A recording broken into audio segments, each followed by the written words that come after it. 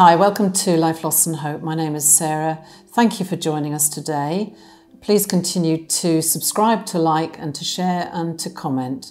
Today I'm talking about how we wear the fake mask in grief. Recently, a post that I put on my Life, Loss, Hope Facebook page was this one. The image of a person underwater with their thumb upwards as if saying, "I'm okay," when clearly they are drowning and not okay. I wrote these accompanying words. I'm fine, the biggest lie we often tell ourselves and the biggest lie we tell other people. It's okay if you're not fine. Life isn't easy. Grief and loss is tough and painful. It's okay to be honest with someone you trust. It's okay to talk, cry, share and lament. And then being okay is possible.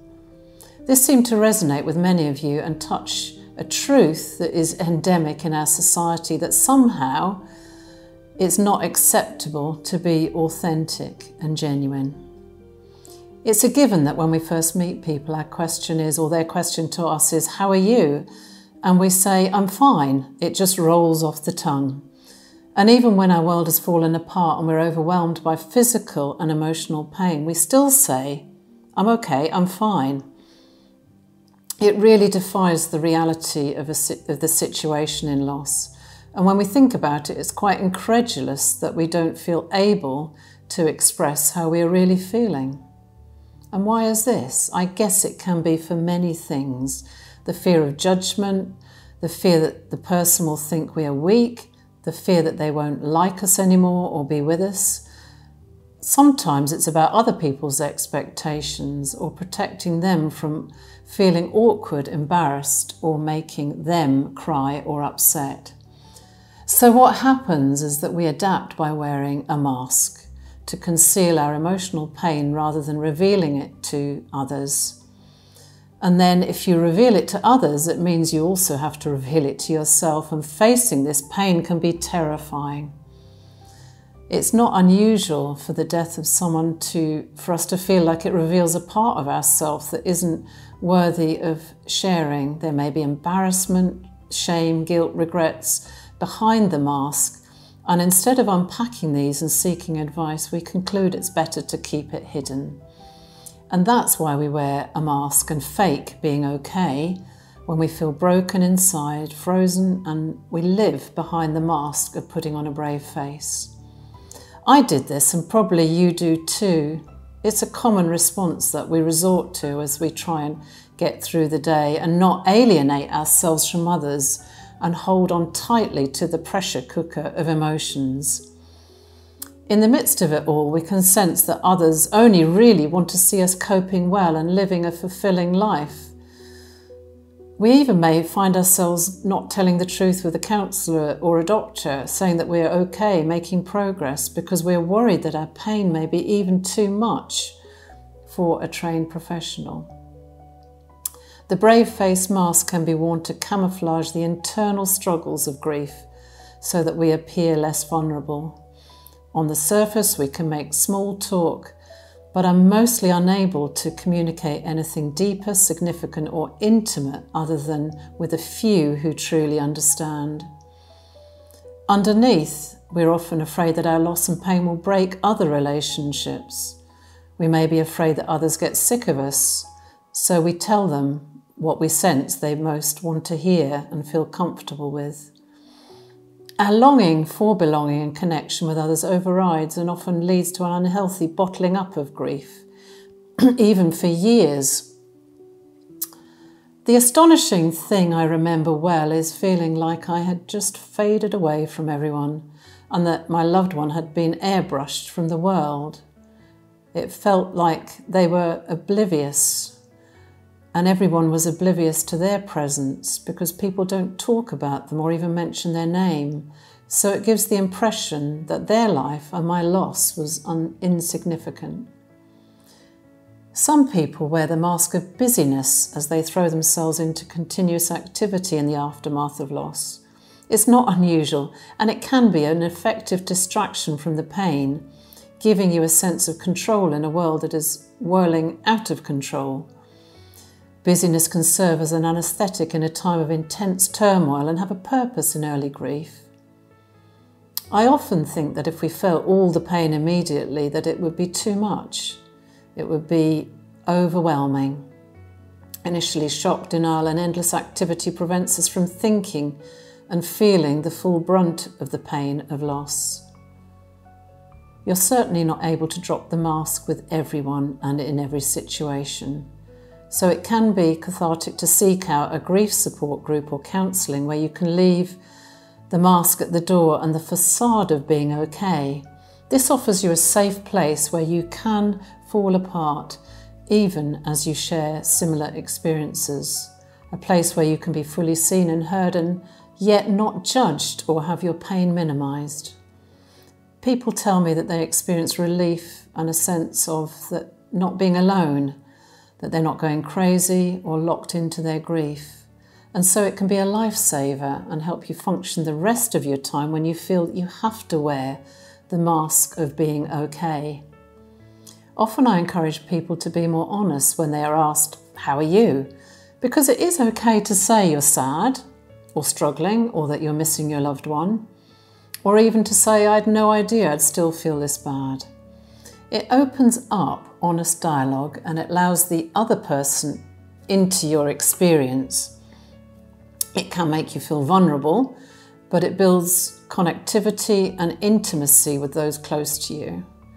And it also educates others in how to be present in grief, because what the bereaved really need is someone to witness their loss and to be present with them.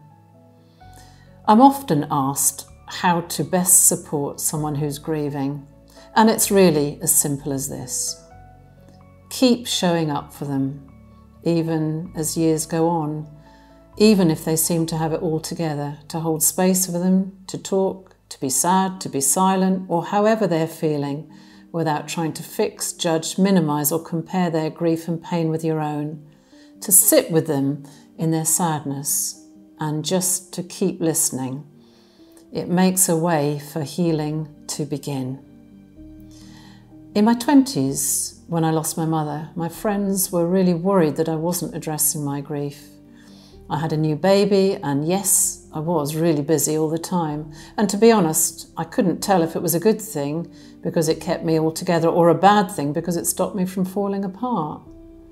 I knew at some level that falling apart was maybe what I was meant to do when my loved one had died, but I tightly wore the mask of being okay, being strong for years.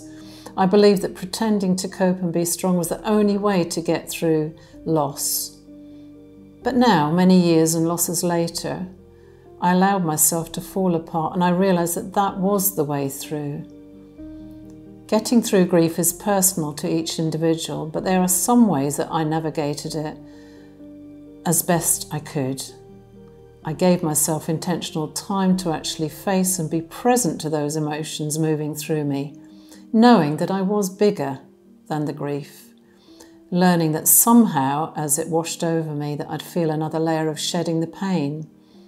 I also began to accept that how others responded to my grief was based on their own experience, or lack of it, and it helped me not to take their reactions personally. Some friends sat with me in the messiness of it all. Others dropped away for months later saying, "I just didn't know what to say or do." Many people are afraid of death and don't know how to talk about it. So I found people I could talk to honestly, who did allow me to drop my fake mask of coping, of being strong and positive, because it was so exhausting pretending to be fine all the time.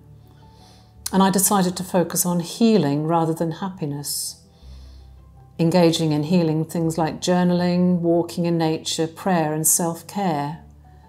And I held on to small glimmers of hope to ensure that I didn't drown in sadness. I made a choice to savour the good things and focus on the immense gratitude I felt for family and friends. Also to think of life's little joys, sunshine, the smell of good coffee, my grandchildren's laughter and their hugs and affection. I determined to be thankful for the small things that made the grief feel less consuming. And I learnt to set boundaries, to say no to people and yes to myself. And things when I needed to, I gave myself permission to be alone. Grieving can be very tiring and takes lots of energy. So if you need time by yourself, take it. And if there are things that you can take off your plate, just do so. And if there are people in your life who are unsupportive or not helpful, just walk away. It may not be forever, but for now you need to protect yourself during this time. I learned to be brave and courageous because there was no choice. Bravery and courage were the twins born in my grief. When I felt like curling up in a ball and disappearing, courage willed me to start these videos. Bravery carried me through the grief educator's training course in the hope that it would help others who are going through similar circumstances. I continue to miss my loved ones every day because in reality, we all know that we don't move on, but we do go on. We go forward with our loved ones, for they are part of us, and they always will be. Largely now, I don't wear the brave face mask anymore, even though waves of grief still hit me at unexpected times like a sudden blow. It does happen less frequently. And most days the rawness has been replaced by a mellow sadness that will be with me for the rest of my life. As time passes, I find myself thinking of happier memories and times which can make me smile or cry, but generally warms my heart with their love.